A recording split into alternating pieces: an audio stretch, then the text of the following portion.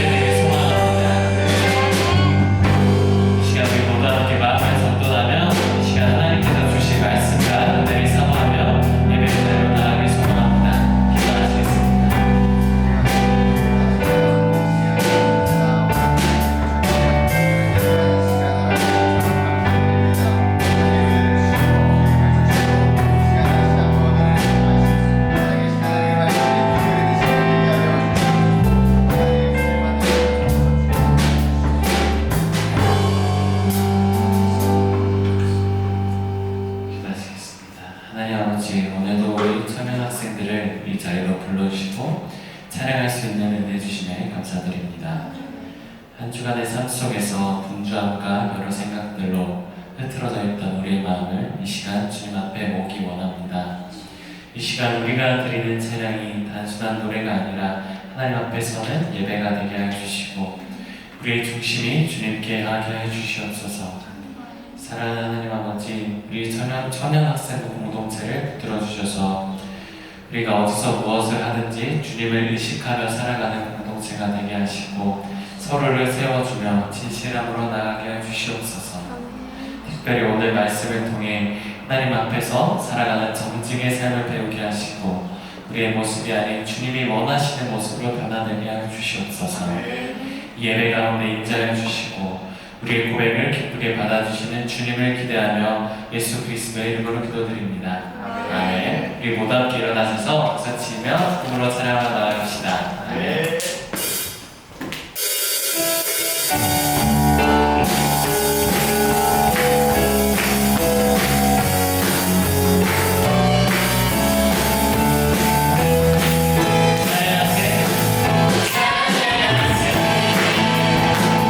찬양하세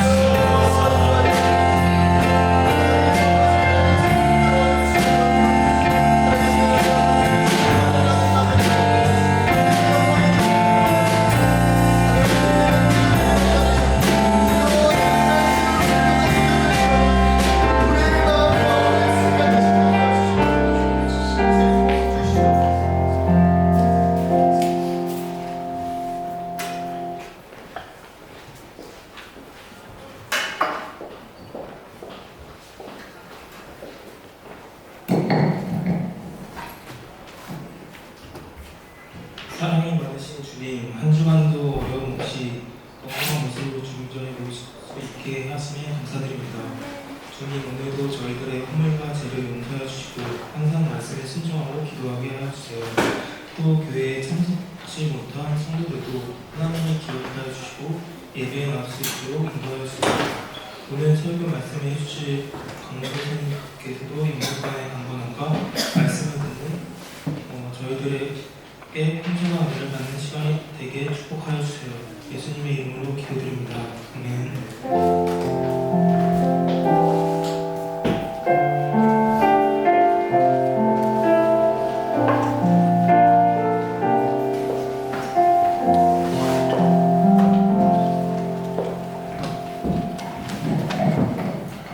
네, 광고 시간이죠? 네, 광고 시간입니다. 청년부 예배 오신 여러분들 예수님 이름으로 환영하고 축복합니다. 네, 오늘 또 우리 최성 회장님이 또 이제 일정이 있어가지고 오늘 교회 못 나와서 제가 광고를 대신한다고 양해해 주시고, 아무튼간에 이제 두 번째 광고 한번 보시겠습니까? 네, 대표기도 센터입니다. 다음 주에는 이제 그 다음 광고가 있겠지만 대표기도 순서자가 없습니다. 그렇죠? 왜 그러냐면 다음 주에 청년 예배가 없습니다. 다음 일정 한번 보시겠습니까? 네, 남겨주시겠어요? 광고. 네. 수정과 전화 다음 주는 어떤 날이죠? 맞아요. 예약가족 하나데이로 이제 정해지게 되어서요. 이제 다음 주에는 저희가 오전 몇 시에 예배를 드리죠? 10시. 11시에 오시면은 여러분 주일 성수 못 하십니다. 예배 못 드려요. 몇 시? 10시 예배니까 평소보다 1시간씩 일찍 오셔서 또 주일 성수를 잘 해주시길 바라고요. 11시에 이제 다 같이 이동하여서 저기 화성으로 넘어갑니다. 화성으로 넘어가서 점심 먹고, 그리고 이제 보물찾기도 좀 하고, 상품도 있을 것 같아요. 그래서 보물찾기도 하고, 그리고 뭐 이렇게 아무튼 좋은 시간을 보내다가 한 오후 4시쯤 돌아온 일정입니다. 그래서 뭐 가족들 또 전도 대상자들 같이 내려와도 좋고요. 그래서 함께 할 수 있도록 해주시고, 또 임원진들도 또 청년들이 또 다 함께 할 수 있도록 우리 또 셀 리더분들도 좀 모임을 격려해 주시면 좋을 것 같습니다. 그리고 성례상 말고 조금만 줄여주시겠습니까? 네, 조금만 줄여주시고. 네, 그렇습니다. 다음 광고가 있나요? 제가 좀 주부를 안 들고 올라와가지고. 없나요? 끝인가요? 네. 그리고 오늘 새 가족이 있죠. 우리 오전 예배 때 이제 대예배 때 또 광고를 해주셨는데, 우리 여기 김민정 자매님께서 새롭게 우리 청년들 또 등록하기 위해서 오늘 오자마자 찬양팀을 할 줄은 몰랐습니다. 귀한 헌신 보여주셨는데, 잠깐 일어나시고, 네, 박수! 축복한 박수가 하나 보이죠? 저번에 뭐 불렀더라? 축복합니다. 축복합니다. 안고 있나요? 네. 축복합니다. 준비되는 대로 한번 또 축복성을 한번 불러도록 하겠습니다. 됐나요?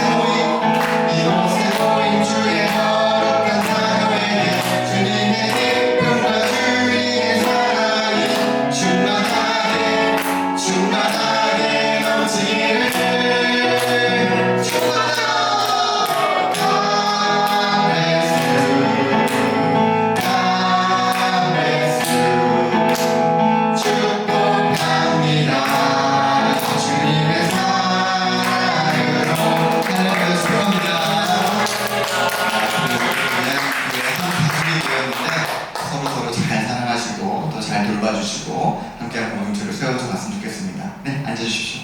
감사합니다. 우리 함께 말씀 읽도록 하겠습니다. 오늘 함께 읽을 말씀은 사도행전인데요. 시간 관계상 주보에 적힌 것처럼 1절부터 5절까지만 좀 읽도록 하겠습니다. 1절부터 5절까지 읽도록 하도록 하겠습니다. 제가 여러분들 읽고 듣도록 할게요. 아나니아라는 사람이 그의 아내 삽비라와 함께 더불어 소유를 팔아 값에서 얼마를 감춘에 주인의 말을 알아가 얼마만 가져다가 사도들의 발 앞에 두니 베드로가 이르되 아나니아여 어찌하여 사탄이 내 마음에 가득하여 내가 성령을 속이고 땅값 얼마를 감추었느냐. 땅이 그대로 있을 때에는 늘 땅이 아니며 판 후에도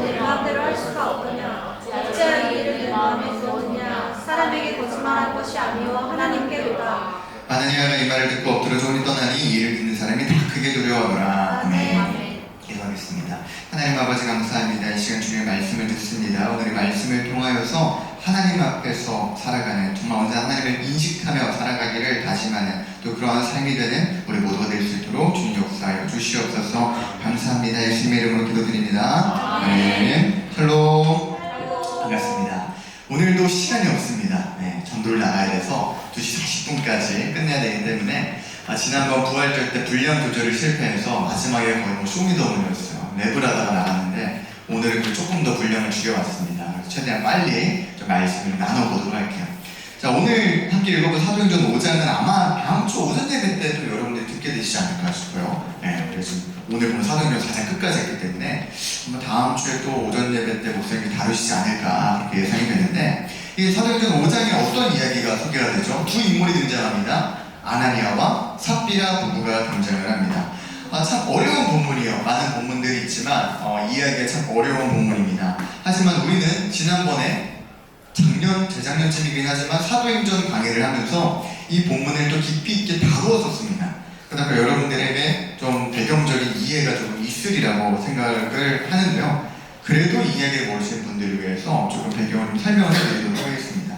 오늘 본문 말씀 1, 2절을 보면요, 아나니아와 삽비라 부부가 등장을 하게 됩니다. 그리고 이들은 예루살렘 교회에서 신앙생활을 하고 있던 성도들이었는데요. 어느 날 이 부부가 어떤 일을 행하냐, 무려 그들의 땅을 팔아서 교회에 헌금을 하게 됩니다. 근데 문제가 있었어요. 그것은 바로 이들이 땅을 팔았어요. 돈이 얼마나 나왔겠죠. 이거를 듣는데 사도들에게 우리가 땅을 판 전부를 드립니다 라고 이야기를 했지만 사실은 전부가 아니고 절반이었다는 거예요. 처음에는 다 내려고 했는데 중간에 마음이 변했지 바꿔서 절반만 냈어요. 근데 어떻게 해요? 이게 전부입니다 하고 냈다라는 거예요. 자, 그래서 어떤 일이 일어나냐, 그 예루살렘 교회 지도자였던 사도 베드로에게 성령의 능력이 임합니다. 그래서 이들의 거짓을 사도 베드로가 뚫어요. 어찌 너희가 이렇게 범죄하느냐, 거짓을 행하느냐 말하며 베드로가 아나니아를 책망합니다. 근데 그렇게 베드로가 아나니아를 책망하니까 어떤 일이 일어나죠? 아나니아가 쓰러져 죽게 되는 일이 일어나요. 혼이 떠나 죽게 되었다는 거예요. 그리고 한 3시간쯤이 지납니다. 아무런 일도 모르고 어떤 일이 일어난지 모르고 그의 아내였던 삽비라도 교회에 와요. 부르니까 왔겠죠. 그래서 베드로도 묻는 거예요. 이것이 너희의 소유의 전부이냐? 정말 너희가 판 땅값에 전부를 낸 것이 맞느냐? 물어요. 삽비라도 뭐라고 이야기하죠? 네, 맞습니다 라고 이야기해요. 그래서 어떻게 되냐? 그 아내 삽비라도 똑같이 죽게 되는 일이 일어나게 됩니다. 이것이 바로 우리가 오늘 같이 읽어본 이 사도행전 5장에 나오는 아나니아와 삽비라 부부의 이야기라는 거예요. 들어보셨죠? 이 내용들. 처음 들어보는 분도 계시나요? 제 말도 처음 들어보려나요? 처음 들어보나요? 처음 듣는 분들도 계신데 또 들어보신 분들도 있고, 여러분들이 생각하실 때 이 사건은 어떻게 다가오시나요? 두 가지 정도의 반응이 있겠죠. 아니 어떻게 아나니아와 삽비라는 하나님 앞에서 이렇게 큰 죄를 지었을까 하는 생각이 들 수도 있고요. 또 두 번째는 아니 어떻게 하나님이 겨우 이런 죄를 지었다고 죽게 하시나, 이런 두 가지 반응이 우리에게 찾아올 수 있을 것 같습니다. 어떠신가요? 여러분들은 과연 전자의 생각이 오늘 드십니까? 아니면 후자의 생각이 드십니까? 아마 우리에겐 대부분 전자보다는 후자의 생각들이 찾아올 것 같아요. 아무리 그래도 아나니아와 삽비라가 남의 물건을 도둑질한 것도 아니고 하나님 앞에 헌금을 한 건데, 그 소유를 팔아서 하나님보다 헌금을 한 건데, 좀 거짓말을 했다는데, 그 금액을 속였다는데, 그래도 헌금을 한 건데, 내어드린 건데, 그래도 어떻게 그렇게 죽이기까지 하실 수 있나? 이해가 되지 않는 마음들이 우리에게 든다는 거예요. 그러나 우리는 반드시 이러한 성경을 읽고 대하는 과정 속에서 때로 우리에게 찾아오는 의문이 들 때가 있어요. 하나님 왜 이러시지? 하나님 왜 이렇게 행동하시지? 그럴 때 우리가 붙잡아야 되는 것은 무엇이냐면 하나님의 속성이에요. 하나님의 성품. 하나님은 어떤 분이죠? 하나님은 선하신 분이시다. 하나님 선하신 분이시다. 이 속성을 우리가 붙들어야 된다는 거예요. 그럼 이제 우리의 사고가 바뀌죠. 하나님 왜 이러는 거가 아니라 진짜 왜 그러셨지 그러면? 하나님은 선하신 분이신데 이렇게 하셨다면 그럼 우리가 어떻게 해석해야 되지? 하나님은 아무런 이유 없이 이런 일을 행하지 않으실 텐데 왜 이렇게 하나님께서는 오늘 이런 심판을 내리셨을까? 이렇게 좀 고민해 볼 필요가 접근해 볼 필요가 있다는 거죠. 성경은 오늘 이 아나니아와 삽비라의 이 사건을 통해서 분명하게 어떤 결과가 나타나게 되었는지를 기록을 하고 있어요. 두 번에 반복해서 어떤 결과가 나타났을까요?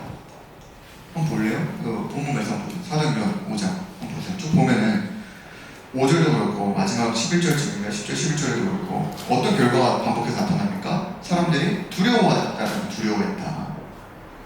그것이 오늘 이 사건의 결과였다는 거죠.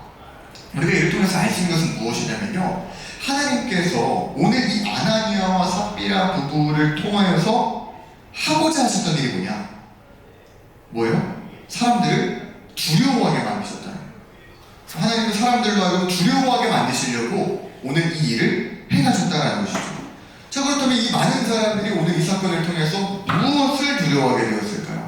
과연 하나님께서 오늘 이 사건을 통해서 그들로 하여금 무엇을 두려워하게 하기를 원하셨던 것일까요? 우리가 이를 올바로 좀 이해하기 위해서는요, 먼저 아나니아와 삽비라가 왜 땅을 팔면서까지 무리하게 헌신하고 헌금하려고 했는가, 이걸 좀 살펴볼 필요가 있습니다. 우리 그 힌트를 바로 오늘 오전 예배 때 다루었던 그 본문 말씀에서도 찾아볼 수가 있어요. 거기서 이제 사도행전 4장 36절 37절에서 어떤 인물이 등장하죠? 바나바가 등장해요. 바나바는 예루살렘 교회에서 굉장히 존경받는 인물이었고요, 후에 사도 바울과 함께 안디옥에 넘어가서 또 열심히 복음 사역을 전했던 그런 인물이죠. 그 바나바가 등장을 하는데, 이 바나바가 어떤 일을 행하냐면 그 당시에 땅을 팔아서 헌금을 한 거예요. 그러니까 어땠을까요? 많은 사람들이 와, 역시 바나바는 다르다. 많은 사람들이 더욱 존경하고 칭찬했을 거라는 거예요. 그러니까 이 아나니아와 삽비라가 어때요? 부러운 거예요. 인정받으니까. 근데 마침 어때요? 우리도 땅이 있지 않아? 땅 이거 팔면 이거 돈 꽤 나올 텐데 우리도 뭐 바나바 못지않게 좀 헌신할 수 있을 것 같은데? 그런 마음이 드는 거예요. 그러니까 그 땅을 팔아서 헌금을 하려고 했다는 거죠. 막상 팔았어요. 돈이 들어왔습니다. 하나님 앞에 헌금하려고 하고 있어요. 근데 어떤 마음이 들어요? 야, 이거 다니기에는 좀 너무 아까운데? 이거 액수가 너무 큰데? 라는 생각이 드는 거예요. 자, 그럼 이제 어떻게 하면 되죠? 만약에 너무 못 내겠어요. 기쁨으로 다 내지 못하겠어요. 만약에 내가 땅을 팔아서 10억이 나왔어. 10억을 다 낼 수가 없겠는 거예요. 5억밖에 못 내겠어. 그럼 어떻게 하면 돼요? 5억만 내면 되죠. 5억만 내면 돼요. 그리고 얘기하면 돼요. 그냥 이렇게 하나님 앞에 헌금한다고. 하나님 기뻐 받으십니다. 그런데 문제는 뭐예요? 아나니아와 삽비라가 10억이 있었어요. 5억만 낼 수 있을 것 같아. 근데 사람들에게 인정은 몇 억짜리를 받고 싶어요? 10억짜리를 받고 싶어요.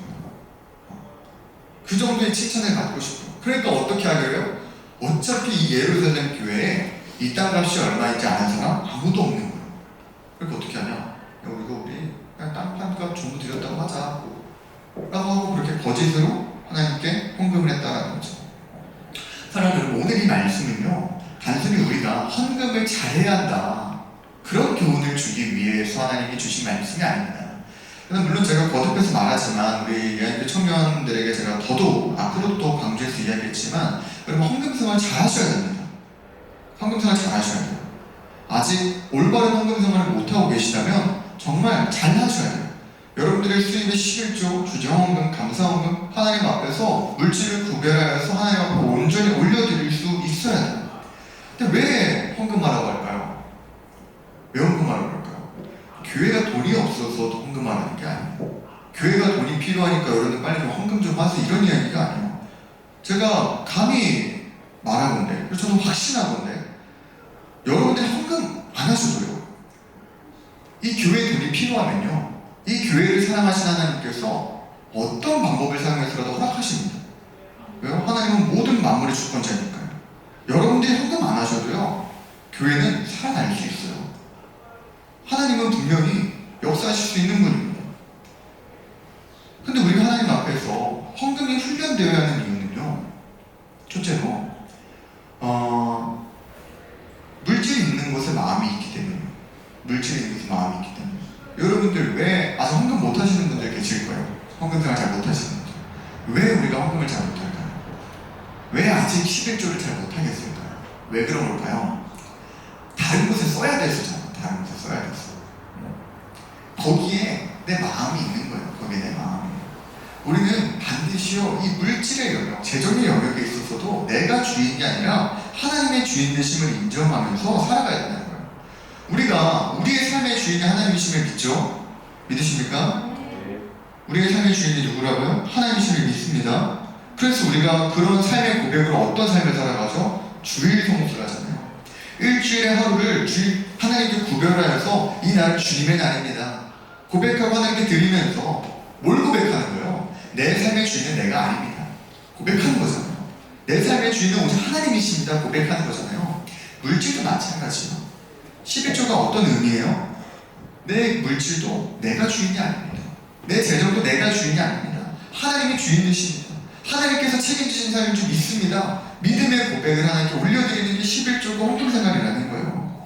그렇기 때문에 우리는 반드시 내 모든 삶을 통해 내 재정 속에서도 모든 삶 속에서 하나님께 주권을 온전히 내어드리는 삶을 살아내야 한다는 것이죠. 그리고 하나님께서는 반드시 올바로 주권이 회복된 그 인생을 내버려 두지 않으신다는 거예요. 그리고 그 인생은 그때부터 사람의 방법으로 아둥바둥 끌고 가는 인생이 아니라 하나님의 방법으로 놀랍게 책임지시는 인생으로 변하는 걸 믿으시길 바랍니다. 무엇이 되었건 간에 오늘 말씀은요, 헌금자례라는 본문은 아니에요. 그런 본문은 아니에요. 물론 저는 이 말씀을 언제나 기억하면서 제가 지키려고 하는 게 있어요. 이게 아나니아 삽비라 잘못한 게 뭐예요? 이거 땅판값 전부 아니면서 땅판값 전부라고 했잖아요. 저는 11조였거든요. 만약에 내가 이번 달에 들어온 소득이 한 200 얼마야? 205만 원이야. 그러면 얼마를 내야 돼? 20만 5천 원 뭐 이렇게 내야 되나? 뭐 몇백 원 나이가 있을 수도 있잖아. 전 그래서 언제나 반올림을 해요. 언제나 20만 5천 원이야? 21만 원. 항상 이런 식으로 좀 애매한 부분이 있으면 무조건 반올림을 했어요. 왜? 내 소유의 10분의 1을 하나님께 드립니다라고 했는데 10분의 1이 아니면 어떡해? 뭔가 좀 거짓될 수 있잖아요. 저는 그냥 교훈 삼아서 그렇게 살아내려고 노력을 합니다. 근데 무엇이 되었든 간에 하나님께서 오늘 우리에게 가르쳐주길 원하시는 건 크게 아니라는 거예요. 하나님 앞에서 우리가 정직한 삶을 살아가는 게 얼마나 중요한가를 하나님은 가르쳐주기를 원하신다는 것이죠. 하나님 오늘 이 말씀을 볼 때마다 우리 솔직히 그런 생각들이 들잖아요. 아나니아와 삽비라가 그렇게까지 잘못했나? 오늘 이들이 주인들을 그렇게까지 심각한 죄인가? 그래도 헌금한 건데 너무 과한 수사 아닌가? 그런 마음이 든다라는 거예요. 오늘 하나님께서 우리에게 분명하게 뭘 가르쳐주고 싶은 거예요? 아니라는 거예요. 그래서 하나님께서는 오늘 이 아나니아와 삽비라를 통하여서 우리가 마땅히 깨달아야 할 바를 깨닫고 우리가 마땅히 두려워해야 할 바를 두려워할 수 있도록 이 말씀을 주셨다는 사실을 믿으시길 바랍니다. 우리가 여전히 아니 겨우 이 정도 가지고 라고 생각한다면 우리 안에 지금 잘못된 인식들이 잘못된 생각들이 변화해야 된다는 거죠. 오늘 베드로가 아나니아에게 그 죄를 꾸짖을 때 이런 이야기를 해요. 너희의 죄는 뭘 속인 죄라고 얘기해요? 성령을 속인 죄다라고. 성령을 속인 죄다. 너희가 어찌 성령을 속이느냐? 그런데 이것은 하나님을 향한 죄이기 때문에 결코 가벼운 죄가 아니라고 강력하게 선포한다는 것이죠. 사랑하는 여러분, 우리는 이것이 왜 성령을 속이는 죄이며 하나님을 향한 심각한 죄라고 하는 것인지를 알아야 됩니다. 왜냐하면 우리에게도 이러한 모습이 있기 때문이에요. 그리고 생각해보기를 원합니다. 만약 오늘 이 땅값에 대한 진실을 아는 사람이 예루살렘 교회 한 사람이라도 있었다면 어땠을까요? 아나니아와 삽비라가 그 사실을 알고 있어요. 그 땅을 산 사람이 혹시 예루살렘 교회 성도야. 그러면 어땠을까요? 이것이 전부입니다 말했을까요? 말 못했겠죠. 금방 들통날 텐데. 거시기가 들통날 텐데 그렇게 말 못했겠죠. 그러니까 이들은 아무도 이 일에 대해서 알지 못할 것이라고 생각했기 때문에 오늘 이러한 거짓이 생겼다는 거예요. 오늘 말씀을 통해서 알 수 있듯이 아무도 그 거짓을 몰랐을까요? 누구도 몰랐을까요? 사람들은 몰랐죠. 누가 알아요? 하나님이 아셨잖아요. 하나님이. 그런데도 불구하고 이 사람들은 감히 아무도 모를 거라고 생각했다는 거예요. 근데 웃기지 않습니까? 이들이 지금 헌금을 드리는 대상이 누구예요? 하나님께 드려요. 하나님께. 하나님께 헌금을 드리면서도 하나님을 인식하지 못하고 있다는 거예요. 하나님께 헌금을 드린다고 하면서도 하나님이 나를 보고 계신다는 인식을 하지 못했다는 것이죠. 초대교회 가운데서 날마다 일어난 놀라운 성령의 역사를 그들이 두 눈으로 보았지만 그 성령 하나님께서 실제적으로 내 안에 살아계신다는 그 사실을 나와 동행하신다는 그 사실을 인식하지 못했고 믿지 못했다는 것이죠. 그렇기 때문에 결국 이들은 겉으로 하나님께 헌금을 드린다고 하였지만 전혀 하나님을 인식하지 못하고 하나님을 속이기는 이런 죄를 짓게 되었다는 거예요. 사랑하는 여러분, 우리는 과연 어떠합니까? 정말 우리는 우리의 삶 속에서 언제나 하나님을 인식하며 살아가고 계십니까? 어떠신가요? 우리가 또 일주일간 이 세상 속에서 하나님이 주신 소명을 감당하다 왔습니다. 우리의 삶의 자리에서 하나님이 우리에게 맡겨주신 그 영혼들에게 그 예수님의 향기를 풍기고 예수 그리스도의 복음을 전하는 그 삶을 살아오라고 하나님께서 우리를 세상으로 보내셨다고 다시 부르셨어요. 지난 일주일의 삶을 한번 돌이켜보기를 원합니다. 여러분들 그 삶의 순간들 속에서 하나님을 인식하며 살아가고 계셨습니까? 일주일간 여러분들의 언어가 어떠하셨나요? 여러분들의 말에 어떠한 거짓도 없었습니까? 때로 나의 이 말의 진위 여부를 검증할 수 있는 이가 없을 때 우리는 너무나도 쉽게 나의 말을 조금씩 부풀리거나 축소하고 있지는 않습니까? 여러분들 정말 하나님의 살아계심을 내 모든 삶 속에서 인식하며 살아가고 있습니까? 만약 그렇게 살아가고 있다면요, 우리는 결코 거짓된 삶을 또한 죄악을 저지르며 살아가는 삶을 살지 못할 것입니다. 근데 우리는 자꾸만 어떤 모습을 보이는지 알아요? 어린아이들이랑 숨바꼭질하면 어떤 일이 있을까요? 아주 어린아이들이랑. 어린아이들은요, 자기 눈만 가리면, 내 눈만 어두우면 다 보이는 줄 알아요. 다 자기 같은 줄 알아요. 그래서 집에서 숨바꼭질하는 거 보면 어떤 줄 알아요?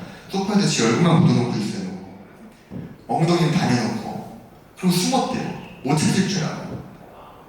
우리가 그런다는 거예요. 우리가 하나님 앞에서.